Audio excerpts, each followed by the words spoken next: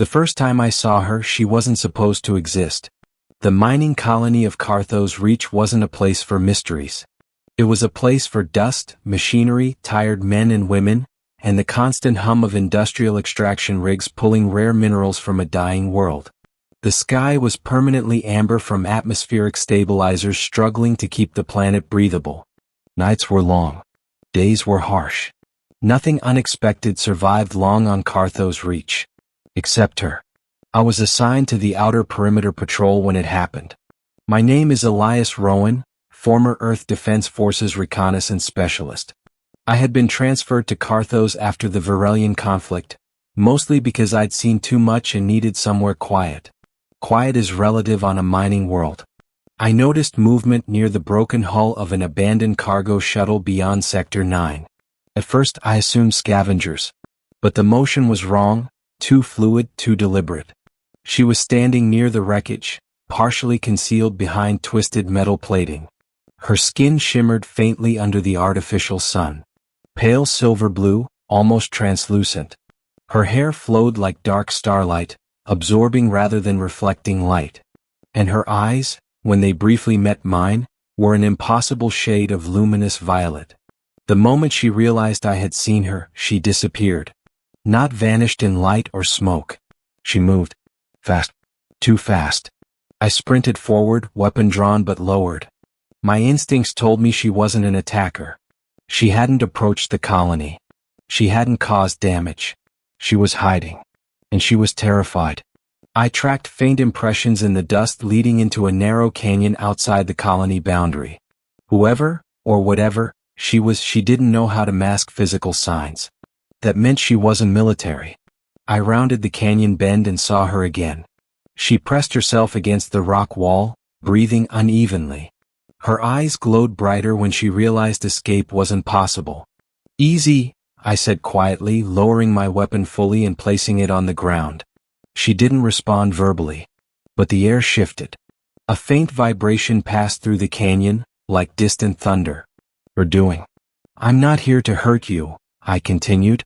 If I was, I wouldn't have put that down. Her gaze dropped briefly to the weapon. Then back to me. She took one careful step backward. Then another. And then. She phased. Not vanished. Phased. Her form shimmered like heat distortion before slipping partially out of alignment with reality. I could still see her outline, but she was translucent. Trying to hide. Trying to disappear. But she was still there. I can still see you, I said gently. Her expression shifted. Not anger. Not hostility. Fear. She hadn't expected that. Most species in the galaxy relied on advanced optics to detect phased beings. Humans relied on something else. Pattern recognition. Movement in the wrong place. Shadows that didn't align. Breathing. I had already seen her. And now she knew it. Middle. Over the next several days, I returned to Sector 9 alone. I didn't report her. That decision could have cost me my commission. But something about her told me she wasn't a threat. She was surviving. The second time she appeared, she kept her distance. Half-phased again, watching from behind rock formations. I brought water, I said, placing a sealed container on the ground. No sudden movements. No approach. Just an offering. She waited until I had stepped back at least 10 meters before materializing fully and cautiously retrieving it. Up close, she looked younger than I had initially thought. Not a child, but not ancient either. There was something unguarded in the way she held herself, despite the power radiating beneath her skin. You don't belong on this planet, I said softly. Her eyes flickered. A faint hum vibrated through the air again. Emotion translated into energy. It took several encounters before she attempted communication. The first word wasn't spoken. It was projected. A flicker of images entered my mind, stars collapsing, ships burning, a world in ruins. Genocide. She staggered slightly afterward, as though the projection cost her. You escaped, I murmured. Her eyes lowered. Yes. Over time, I pieced together fragments.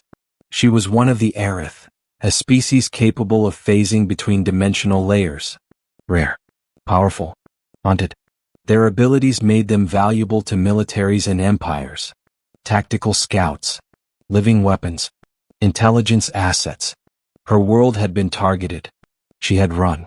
And she had been running ever since. Every time someone saw her, they tried to capture her. Every time she tried to hide. Until now. "You don't have to phase when I'm here," I told her one evening. She studied me carefully. Testing. Waiting. Slowly, tentatively, she let her form stabilize completely. The air stopped vibrating. She looked real. And fragile. The colony would not understand her. Carthos Reach was filled with hardened workers and private security forces. If command found out about her, they would report her to the nearest authority with jurisdiction. Which meant auction. Which meant exploitation. She stayed near the canyon for weeks. I brought supplies. Shared meals. She learned my voice. My patterns. I learned her silence. Her name came later. A soft whisper in my mind. Lyran. It echoed like distant wind through crystal. Lyran, I repeated aloud. She blinked. Then nodded faintly. The first time she smiled, it was barely noticeable. But I saw it. She tried to hide that too. The discovery. It couldn't last. Nothing on the frontier ever does. A private mercenary vessel entered orbit without scheduled clearance. I recognized the insignia when I saw it in the docking registry. The Kaler Syndicate. Slavers. Specialized in rare biological acquisitions. My blood ran cold. They weren't here for minerals. They were scanning. And if they were scanning, they already had a lead. That night, Lyran appeared agitated before I even spoke. She sensed them. "They're hunting you," I said. Her eyes burned brighter than I had ever seen. Fear mixed with something deeper.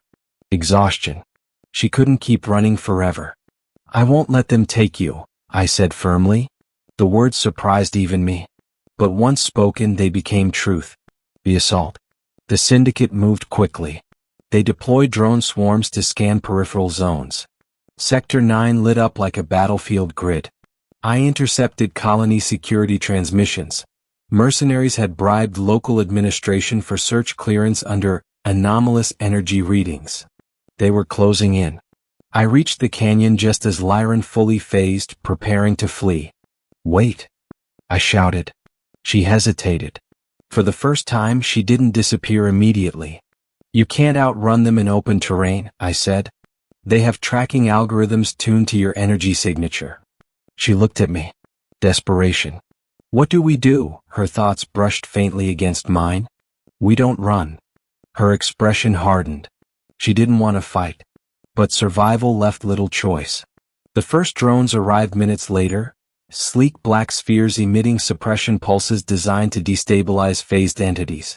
Lyran staggered as the field hit her. I opened fire, disabling 2 units before diving behind rock cover.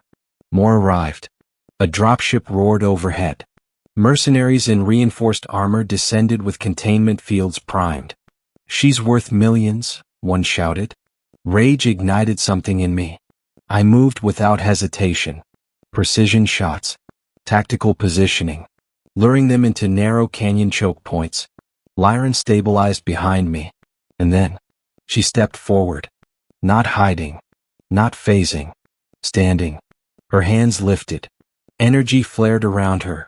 Not destructive, but disruptive. The canyon walls shimmered. The mercenaries' containment fields flickered and collapsed. Their tech malfunctioned. Lyran wasn't attacking. She was bending dimensional overlap, interfering with their equipment. "Now!" I shouted. We moved together. Human and Aerith. She destabilized their armor joints. I disabled their weapons. She redirected suppression pulses. I flanked and neutralized operators. The fight lasted 12 brutal minutes. When it ended, the remaining mercenaries retreated to their ship, wounded and furious. The dropship lifted off. Silence returned. Lyran swayed. I caught her before she fell. "You stayed," she whispered faintly in my mind. "Yeah," I said. She pressed her forehead lightly against my shoulder. Not hiding. Not phasing. Just there. Extended ending. The syndicate did not return. Word spread quickly in underworld networks that Carthos Reach was no longer easy territory. But the bigger change wasn't external. It was internal. Lyran no longer lingered in the canyon shadows. She walked beside me along the colony's outer ridge at dusk. Workers stared at first. Whispers followed. But no one approached aggressively. The story had circulated. Human soldier defends alien refugee against syndicate strike team. It had power. Fear changed sides. One evening we stood overlooking the endless mining fields, industrial lights glowing like artificial constellations below. You could leave, I said quietly. Find a safer system. Her gaze remained on the horizon. I am tired of hiding. The words were clearer now, her projection stronger, more confident. You don't have to hide here. You saw me, she said. It wasn't accusation. It was acknowledgement. Yes. And you did not hunt me. No. She turned toward me fully. For the first time since my world burned, someone saw me and did not want to own me. The weight of that settled heavily. I don't want to own you, I said gently. I just didn't want you alone. Her eyes shimmered softly. You changed the pattern. Maybe you did, I replied. Silence stretched comfortably. The wind carried dust across the ridge. She reached for my hand, tentatively at first. When our fingers intertwined, her energy didn't spike. It calmed. I thought hiding would keep me safe, she whispered. But hiding only made me alone. And being seen? I asked. She held my gaze. Being seen is terrifying. A faint smile touched her lips. But less terrifying than being unseen forever. The mining lights below flickered as night fully descended. She didn't phase. She didn't step back. She stood beside me openly. The galaxy was vast, dangerous, unforgiving. But something fundamental had shifted. She was no longer prey. No longer a rumor in the canyon. She was Lyran. And I had seen her. Truly seen her. Not as a weapon. Not as a prize. Not as an anomaly. As a person. In the weeks that followed, Lyran began cautiously interacting with select colony members. Engineers curious about dimensional physics, medics fascinated by her energy harmonics. Trust spread slowly. But it spread. She still had enemies in the wider galaxy. The Aerith were still hunted. But she no longer carried that weight alone. One night beneath Carthos' fractured moons, she asked quietly, "If others come, will you stand again?"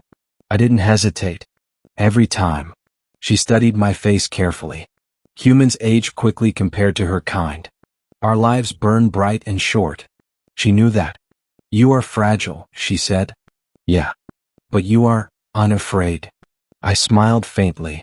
I was afraid the whole time. Her brow furrowed slightly.